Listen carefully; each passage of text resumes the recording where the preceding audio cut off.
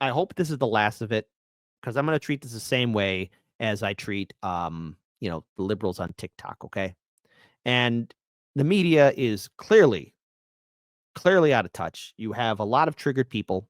People are easily emotional and upset. So let's give it up for the people of The View. Woo! Oh boy, here we go. The View. Sonny Houston on The View says, "Are we out of touch? No, America is. It's just like that Principal Skinner meme. Am I out of touch? No, it's the children that are wrong." Oh, you think I'm joking? Oh, I ain't. Oh, I ain't. No, no, no, no, no. I disagree. All right. I think that I'd like to reframe the conversation. I think Bernie Sanders is wrong. I think the more Okay, it's always Bernie Sanders' fault, even though he endorsed Biden and Kamala. But all right, go on. relevant question actually is, what is wrong with America? I think What's wrong with America? What's wrong with you people? Hey, what's wrong with you? Get your act together. What is wrong with our country that the Republican Party would choose as a candidate and support a candidate who is an insurrectionist, who is an election denier, who is someone who is twice impeached, 34-time convicted felon. Woo! Everyone's clapping. Arp, arp, arp, arp, arp. Melissa Brooke DeHart says, "It's all my fault, Sonny." See, Melissa Brooke DeHart. Hey, don't break our hearts. But it's all Melissa's fault. So everyone in the chat, Melissa, thank you for taking accountability. It's your fault the election went its way. I always knew it was you, Melissa.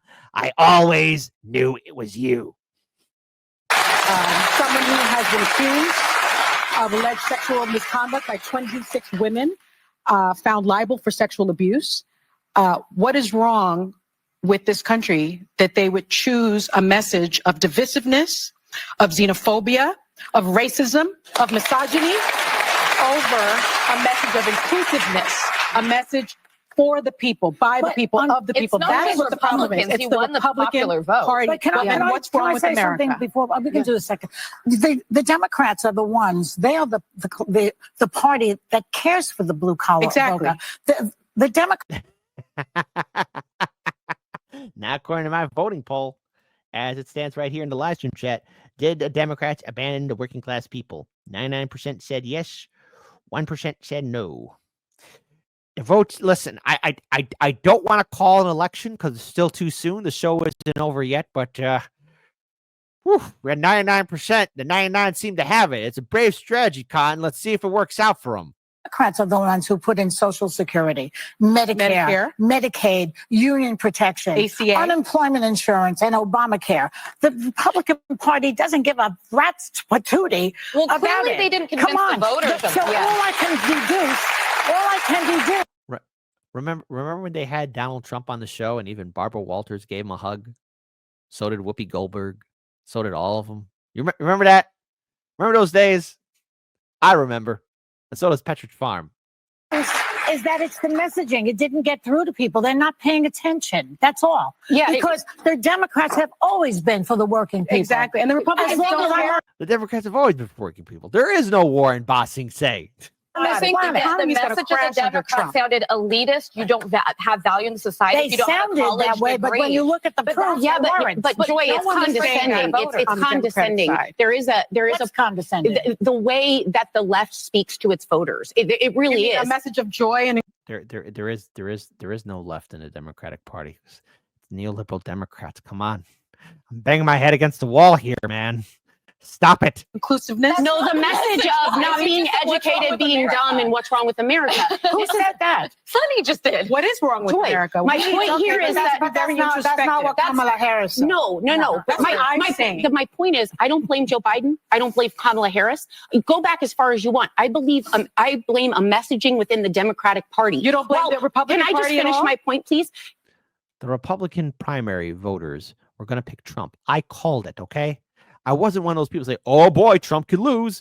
What were they talking about in those 3 Republican primary debates? They were talking about Trump. And when Trump held that interview with Tucker Carlson, when Trump held that rally of his own, and he did another event altogether, it brought in more views than what we saw in the Republican primary coverage, okay? And what they were doing was talking about Trump. And then who won the Republican primary states? Trump. Who won the Republican primary? Trump. Who won the GOP nomination at the Republican convention in Wisconsin? Trump. So I knew what the voters were. I'm hold on. Wait. I'm gonna have fun with this. I'm not gonna sit here and pretend to be some high-paid lawyer with invisible, suspenders on. But my big brain was able to see in different scenarios how Trump was going to win. Like it was a foregone conclusion. I called it in 2020. Daniel was right there. We all called it. We all said it. Like again, the voters picked who they want. I mean, that's how voting works. I know that's a controversial statement, but that's how voting works. Surprise, surprise. If you vote for the person you like the most, and if more people vote for that person wins. A guy or a gal. Is everyone surprised? I know. Everyone calm down, breathe in, breathe out. So the person who gets the most votes wins. I know. It's a shock. Everybody, please, just calm down. Pull up this video again. I obviously have a problem. Anyone has a problem with Donald Trump. The bigger question should be, yes, Sonny, why did they vote for him? Yes. In sweeping. So they need to be introspective. No, we need to be introspective. If we voted for Kamala Harris, we need to say what didn't resonate with the voters. Do you know what didn't resonate with the voters? When they were saying we don't feel safe and the left focused on defund the police and bail reform. Yeah. When they said we're worrying about, can I just finish? Let me just finish real quickly. When they were focused on It's only an hour show, ladies. Joy, when they were focused on renaming schools, there were people saying, hey, students are destroying colleges. I paid for that. I sent them there. They can't learn. And everyone apologized for it and didn't want to attend to it. They also denied the border was a crisis and kept saying, no, it's fine. This is not a... There was a border bill, though. There was a border bill. Yes, but Joy, my point is they screamed. They didn't vote for him because he's a racist or a misogynist. And don't forget, the Democrats cracked down on those protests. Don't forget the Democrats dismissed progressives and independents. Don't forget a lot of primaries, especially during midterm election cycles, that were rigged against people who wanted to form the Democratic Party. Remember Justice Democrats, Brand New Congress, Our Revolution, DSA? Remember those things? Yeah. Boom, gone, co-opted, and went belly up.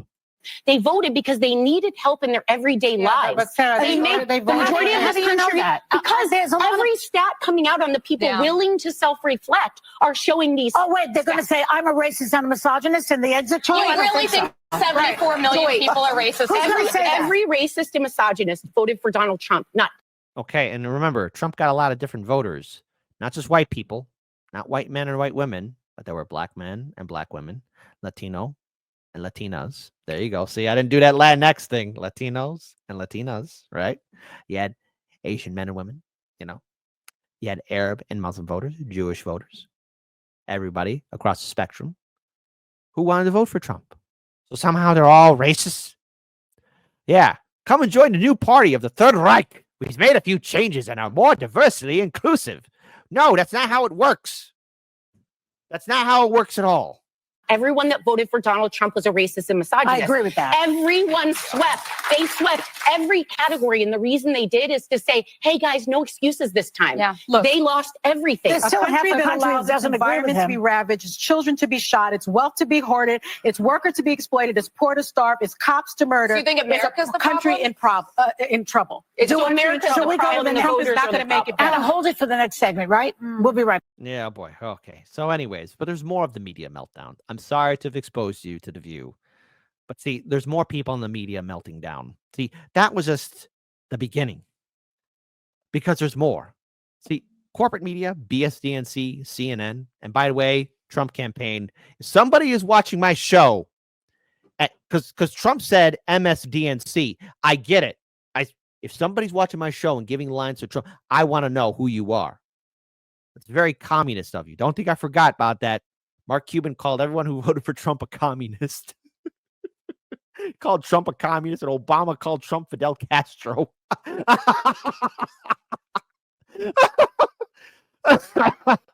Oh, look. Just like first name Adolf, last name Hitler, Trump has nothing in common with him, but Trump also has nothing in common with Fidel Castro. Yeah, Trump. Yeah. Trump's passing socialist and communist policies. Wait. Oh, really? Goodness gracious, Cretaceous. Who knew? Oh, who knew? Thank you, Mark Cuban. By the way, you've been awfully quiet on Twitter recently. I've heard something that you're deleting all your tweets on Easy Street supporting Kamala. Why are you doing that? Why? Why? Why? Why? There's this sense, right, that whiteness, right, is under threat. The demographic shifts. The country isn't what all of these racially ambiguous children on Cheerios commercials are confusing the hell out of me. Right? Hey, a lot of people voted because their life's too damn expensive, and it was here, and it They was voted for. You're telling me, Stephanie, that all of these people who believe that their lives are that bread is too high and eggs are too high, that they voted for a convicted felon. Not the first time the American people elected a criminal, nor will it be the last. I mean, come on. Listen, folks, I live in Chicago. Hold on. Acting in 3, 2, 1. Hi, I live in Chicago, and we elect felons all the time, every time. Have you not been paying attention to Chicago politics? We're the world heavyweight champions. We're number 1, being the most corrupt city in America. We're only number 2 if you add in Washington, D.C., but Washington, D.C. is a very special case. So Chicago, where a criminal can get into office. We're breaking new grounds.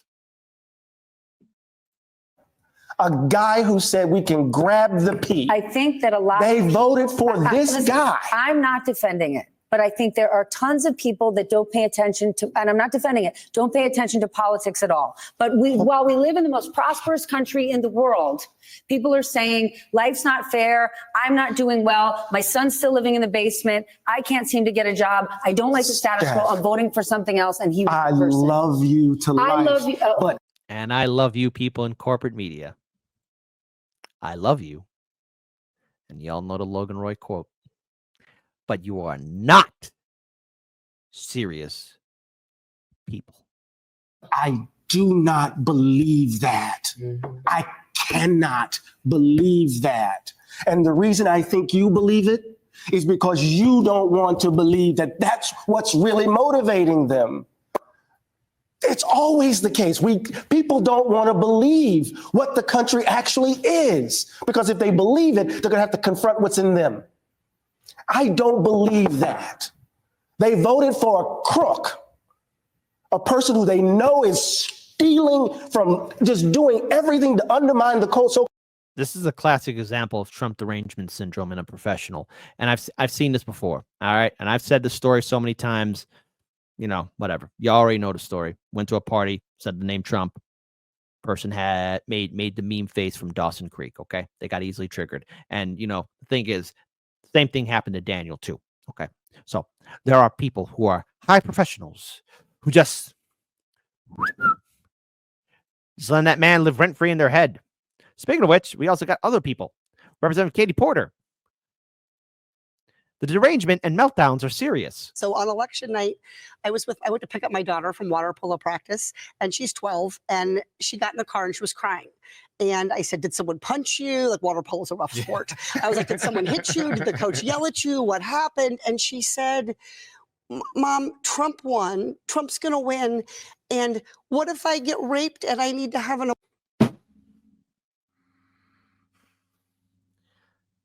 Did this story I don't even, you know what? I don't want to know. Hold on. Say again. gonna win?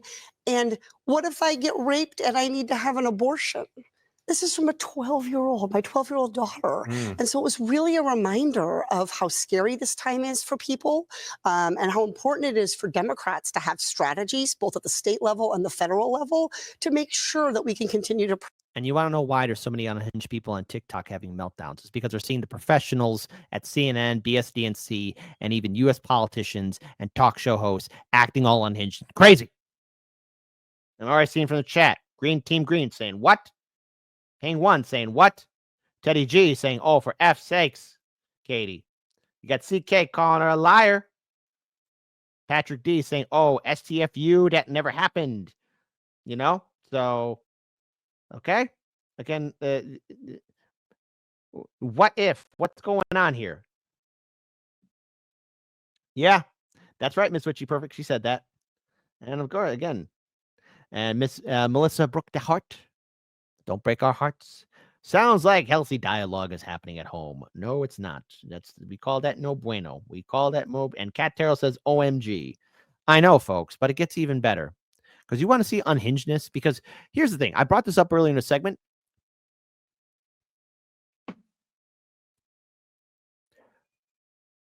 Kamala as VP has to certify Trump's win. Do you want to know what they're going to do? Do you want to know what people at CNN are suggesting? I won't spoil it for you. Sit down and watch. Start with you. Joe Biden's been a phenomenal president. He's lived up to so many of the promises he's All right, right there, that's stupid. No, he has not been. made. There's one promise left that he could fulfill, being a transitional figure. He could resign the presidency in the next 30 days, make Kamala Harris the president of the United States. Whoa. It would absolve Wow. her from being able to from having to oversee the January 6th transition, right, of her own defeat. And it would make I had to pause right here. It's a good thing I was fast enough. I had those lightning reflexes in my hands. Very good with my hands. The guy's looking at the camera saying, hey, yeah, that's me.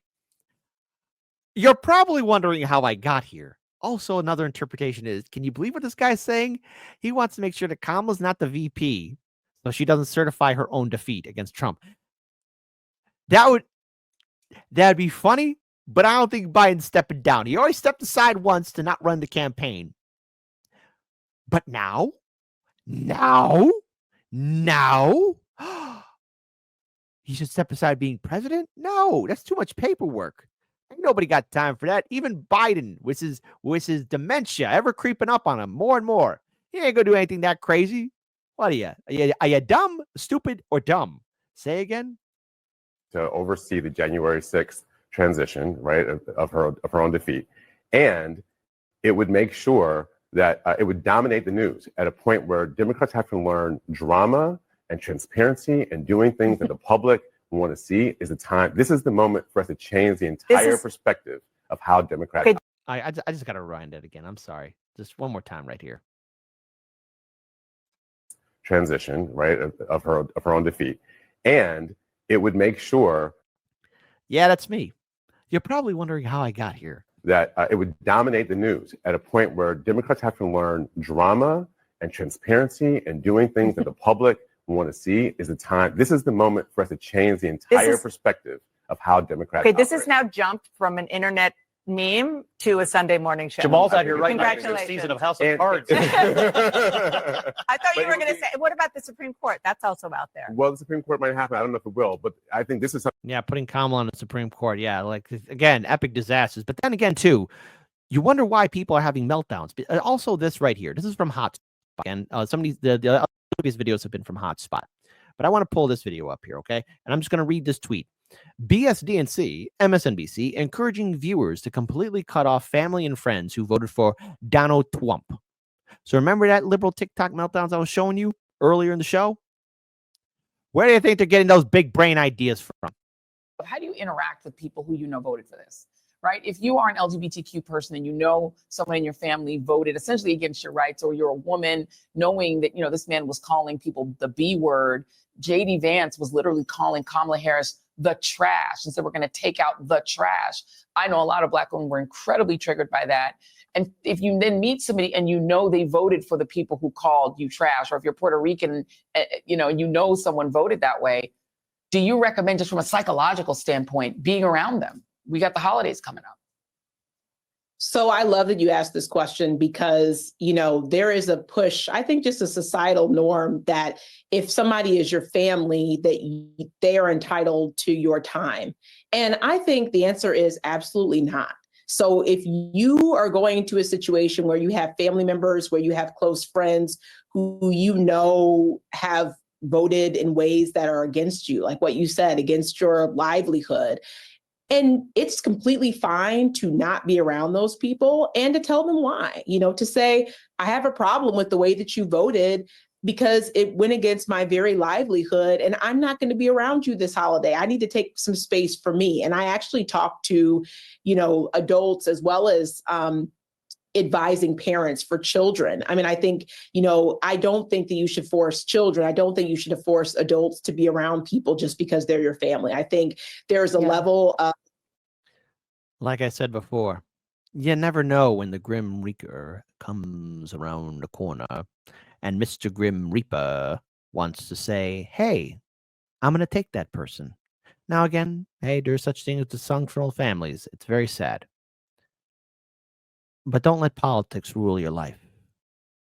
Sometimes, folks, your last words to that person might be your last words.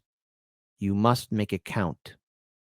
Time is very short, and none of us are guaranteed a full life.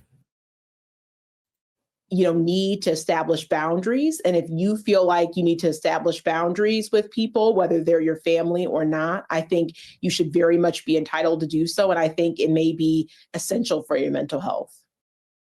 Yes. So what can we learn from this? That's why I left that segment for last. Why do you think we're seeing so many meltdowns on TikTok? Because they're getting all that corporate media slop, propaganda, Hollywood BS, corporate media BS, institutional BS. The election's over. And now, Democrats, you have to self-reflect. Why did you lose? Simple. You ran on nothing. You had nothing. Your primary was a joke. Biden was senile. Kamala was not popular at all. Hollywood is irrelevant. The actors, actresses, musicians, influencers, and big-time corporate media pundits are irrelevant. People are hurting. And I always knew that Trump was going to come back. Now, here we are. The Hardlands media called it out. But yet other channels, bigger channels, thought they knew better too. Thought that, oh, well, no, Democrats got this. It's over. They weren't. They weren't correct. And now we must move on. The election is over. It is simple. It is done. But you want to know something? If you let these people start twisting your mind around, you're going to lose your ability to be a free thinker. Stay free, as you should be. Radio station just censored the word devil. Clearly, we are on a different level. I guess you wouldn't notice all the rolling boulders crashing past your shoulders when you're taught to shift your focus lower, scream at all the pebbles. Cheering on the bombers because you can't abide the rebels. But I bet you'll wring your bloody hands when all the dust has settled, when the last little limb is pulled from Gaza's twisted metal. Then you can say how you were led astray, and never once in all your days would you have knowingly supported all the genocide for which you clapped and prayed. But they baited you with unconfirmed blurbs about babies until you were filled with rage. Yet someone told you babies had been starving, bombed, and caged for nearly 80 years in Gaza, and you looked the other way. So regret, but make it fashion. Go and pluck that final petal off a hyacinth on Instagram for every kid they kettled. Every son that Israel imprisoned when they're little, that they tortured for a decade, then surprised with their acquittal. And when they got released and saw their parents, and whenever siblings hadn't met the missiles, they stared right through their middle. Their eyes don't seem to focus, and their words are all but dribble, like they're pondering the darkest riddle. That is, how many false flags does it take to make humanity inhuman and uncivil, distorted by the revel? The crooked slant where Israel contorts into America, Biden bathing Bibi in a bloodbath in the bevel. I opened up my feed and I saw children disassembled. Turned some music on and heard the station censor devil. Imagine thinking Doja Cat's a threat to moral fabric in the single largest terror cell that ever felled a temple, that ever sparked a cleansing, that ever burned a market, that ever raped with bayonets or carpet-bombed apartments, that ever turned your water off and left you in the darkness, left you doing surgery on children while they're conscious. You sing the devil's praises every time you sing our anthem. You sing a hymn to him that watched us birth a million phantoms. You'll proudly wave his flag, and yet you will not name the devil? Well, clearly, we are on a different level. I can give you names, shit, I'll give you several. They say the devil wears a different face for every general, like a composite of the char he brought to fields of emerald, and the wail of every childhood we made ephemeral. So who else has left the stain of blood on everything they touch? Who else can starve civilians and they don't so much as blush? Who else has paid for Gaza being flattened into dust? If there's ever been a devil on this earth, then it is us. That's U.S. What an ugly couple letters. Feeding shit and ignorance to those it chose to tether. From the river to the sea, both are slowly growing redder. For the devil that you know just knows you better. It knows every gut reaction it could ever make you feel. It knows fear is that which wakes you up and gets you on your wheel. It knows just the kind of story that will justify its war. And the scripts are wrapped for World War IV. So just imagine my surprise to give the radio a listen and to hear such pious morals out of Zionists and Christians that they'd take the devil's name and try to clip it from existence while they carry out his bloody business. You would wave a fascist flag, and yet you honor not your Iblis? Name you not Apollyon? Hush you now your witness? Bleed the name of Belial till tongue is rolling listless in the man-made mouth of Mammon, as Lamia's whispers listen. When carts are wheeling bodies through the cities that we crushed, and the very air is rotten with decay of all that was, who else would censor devil yet behave as Legion does? If there's ever been a devil on this earth, then it is us. U.S., but not a unity of souls. More a mass of corporations turning houses into holes, turning people into puppets, turning puppets into mold, turning mold into nutrition bars worth their weight in gold because they're bombing every bakery and burning every field with phosphorus that never once has wanted for a meal. The devil wears a mask and it delights in the reveal, in that moment where the face is let to peel. We do not love the underdog. We do not cheer the rebels. We lust for all their blood until the dust has finally settled. Then pity just ourselves that we were so misled to revel. Proudly wave his flag, and yet we will not name the devil.